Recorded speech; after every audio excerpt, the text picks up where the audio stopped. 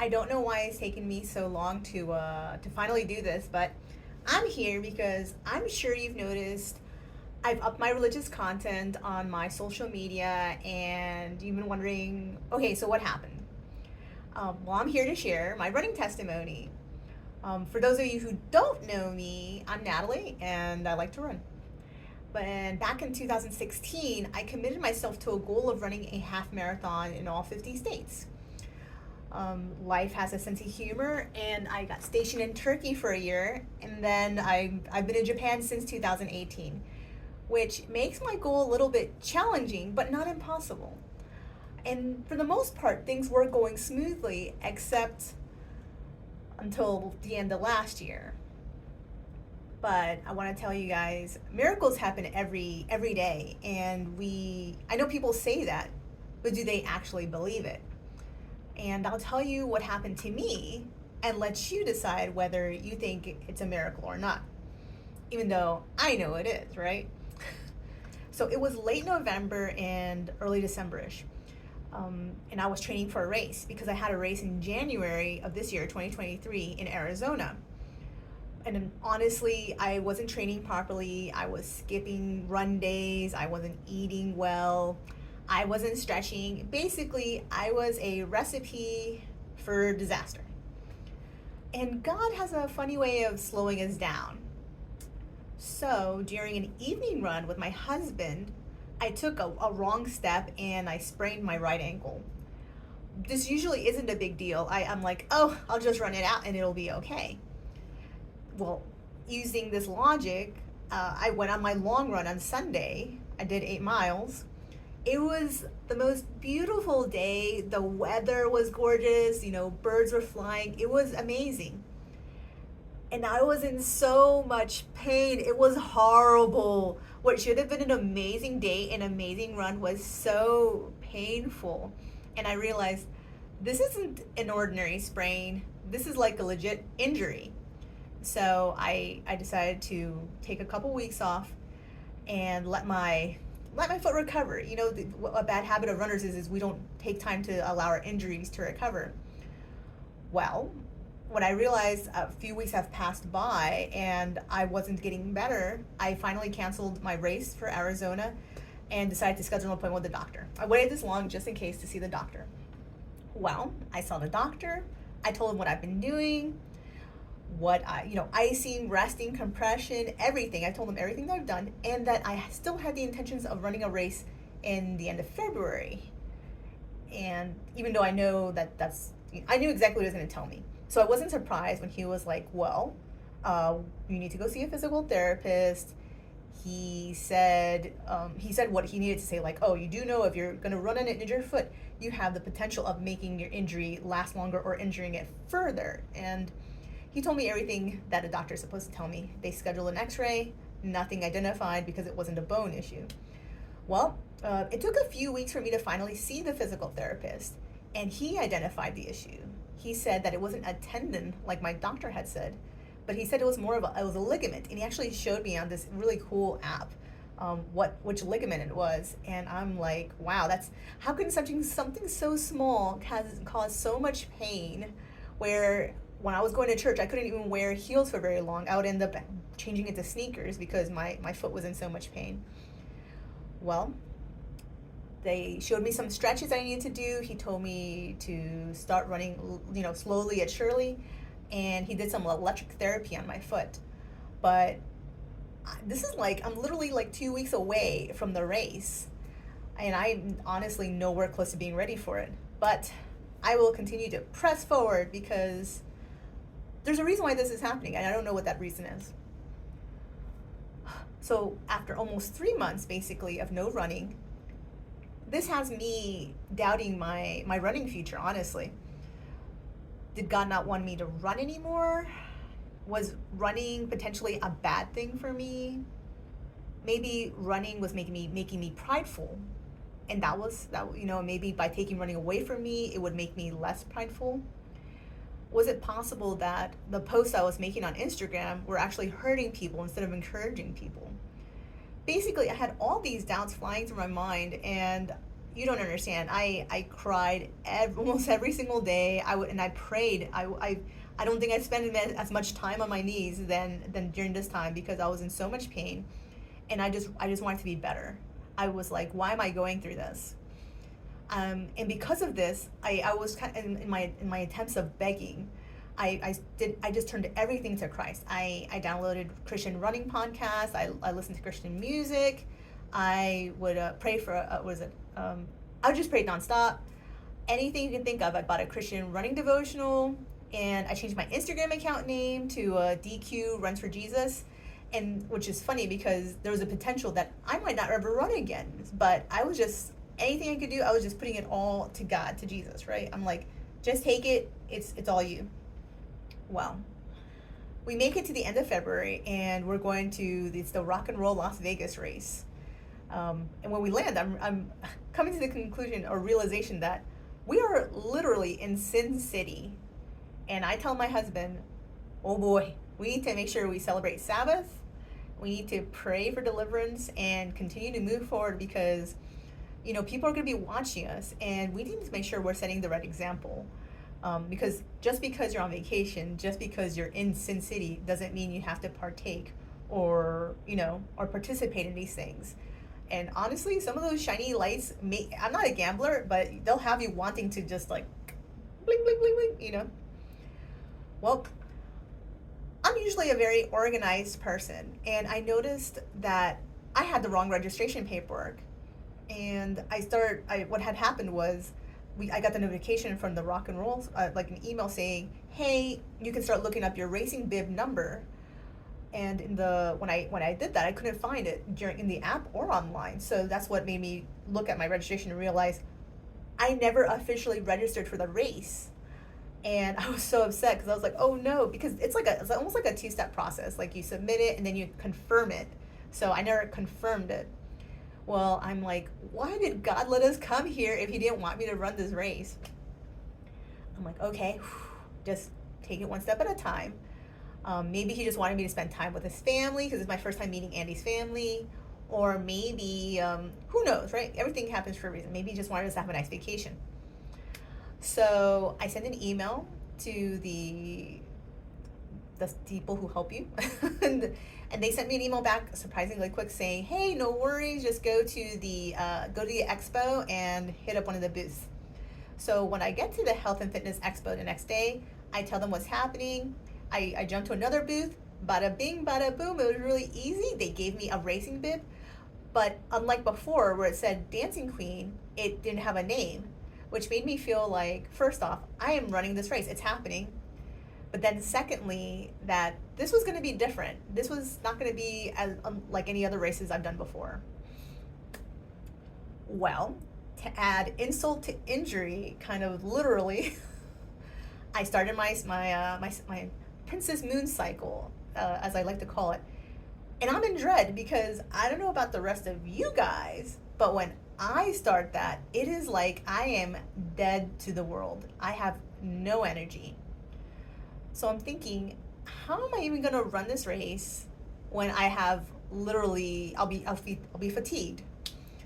So continue carbo loading, praying without ceasing, and I try to relax as much as humanly possible, which was very difficult because most races start really early in the morning. But this race is in the evening because you're running the Las Vegas Strip at night, which means I basically had to stay calm and relax the entire day until the time to get ready for the race. I was so nauseous out of worry. My foot was still in pain, and I'm on that's at this point, it's day 2 of my cycle, which is usually my worst day. And we still had to walk all the way from our hotel all the way to where the people start showing up for the race. And as my husband is waiting with me, I'm hugging him. I'm not kidding. I'm like crying. I have my shades on. I'm like crying, and because I trust God, but there's always that small voice in the back of your head that's saying, what if this isn't his plan? And what if this isn't what he wants for me? It's emotional. But my husband left to go meet with his family. They're going to be in about the 5-mile marker so they can cheer me on. And I'm slowly, gingerly walking up to the starting line. My foot's still feeling sensitive. I am praying with every step that if he could just get me to the finish line, that's all I want. I'm not trying to make any good times. I don't care if I have to crawl. I just want to finish it, right? That's all I'm asking for. Oh. And then we get to the starting line. Boom, boom, boom. And we start, You pass that first time marker, press your watch, and now it's official. You're running. And I'm like, okay, I'm running nice and slow. This is comfortable. This is good. I can handle this. And I look at my watch, and I'm like, okay, just like about a minute slower than usual. So I'm feeling good. This will work. Actually, it was almost working too. Well, I realized I felt so comfortable, I would keep speeding up. I can tell when I start speeding up, and I have to kind of literally pump the brakes on myself because I'm like, why am I running so fast? So, and with no pain. So I'm thinking, okay, this must just be adrenaline, that hype that you get, and I just keep going. But 3 miles in, my foot's still not hurting. And I see eventually I get to the 5 mile marker ish where my family, my husband and his family, they're my family now too. And they're all there, and I'm excited to see them. I high five everybody. It's great. I am happy. I feel amazing. And I think they were surprised too because they didn't see me like struggling or limping. I didn't look unhappy.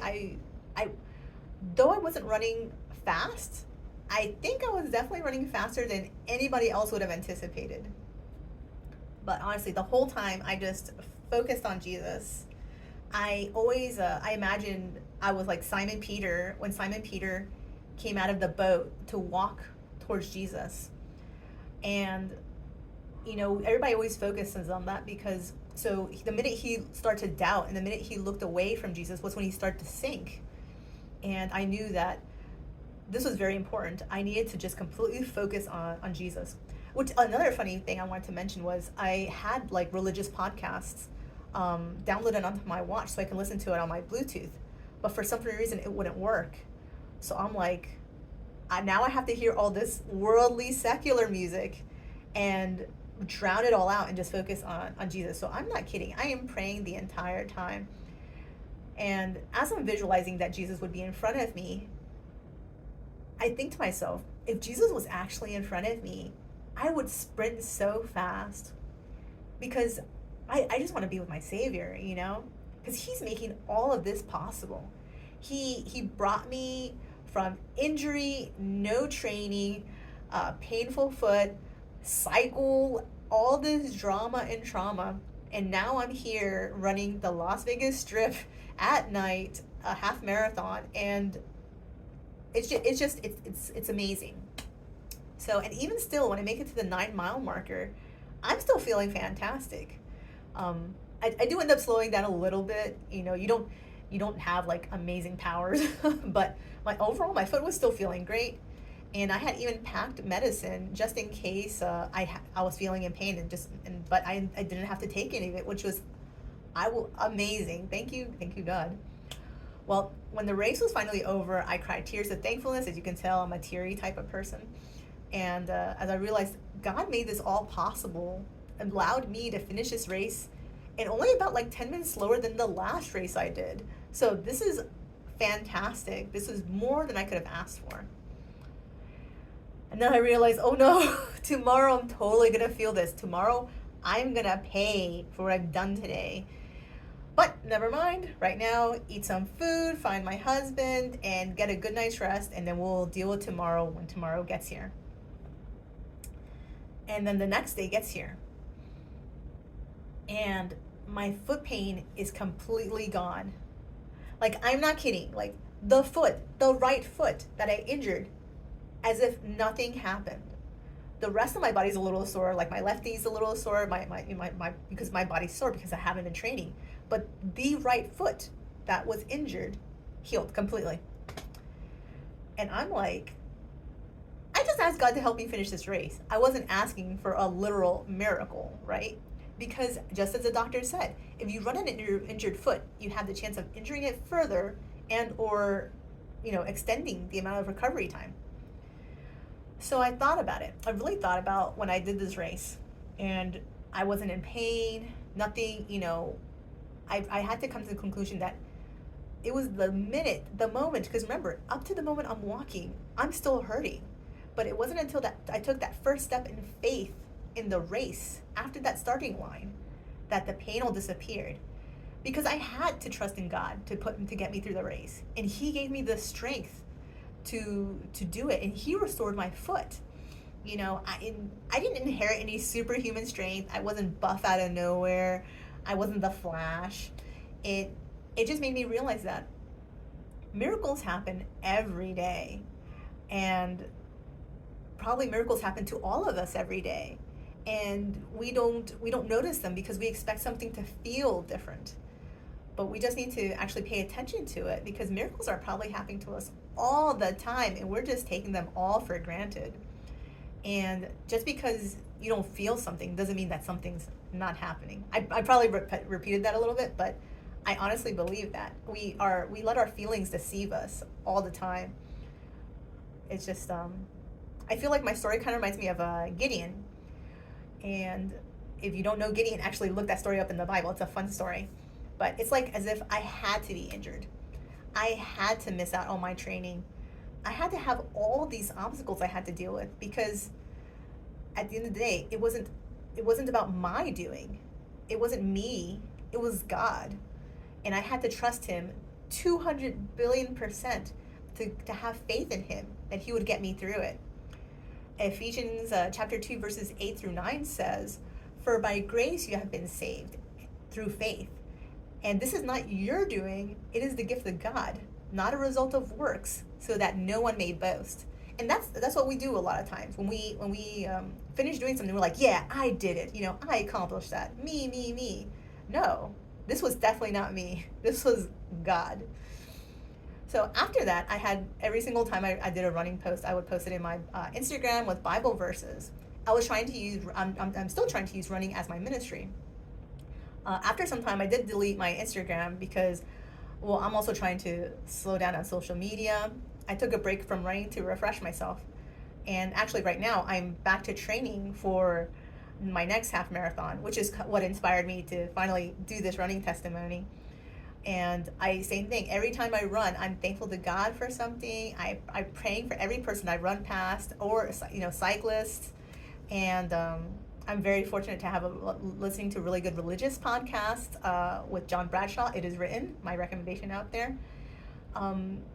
I read my running devotional every night, and as always, a day is not complete unless you're starting your morning on your knees, praying to God, and ending it praying to God. Me and my husband, I'm so grateful. Every morning we read from a devotional, not a running devotional, and a Revelation devotional. And we read Matthew 27:24-54, I think they call it the power chapter, basically a constant reminder of what Jesus did for us. And when you start your day like that, you remember that Jesus died for your sins, and he's making it possible for you to have life, to have all the things that we have, the blessings. And don't forget, the bad things are also blessings too, because we learn from those things, just like we learn from bad supervisors.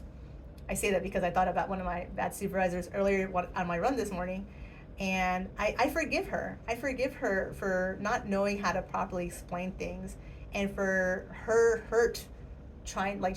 because she was hurting, she was trying to hurt me, and I forgive her for all that because she's a human. And now I'm just digressing. But anyway, so back to what I was saying. If God can create the whole universe, part the Red Sea, feed the multitude, and so many other miracles, of course He can cure my foot. For nothing will be impossible with God. Luke chapter 1, verse 37. One more Bible verse. Proverbs 3:5-6. Trust in the Lord with all your heart, and do not lean on your own understanding. In all your ways acknowledge Him, and He will make straight your paths.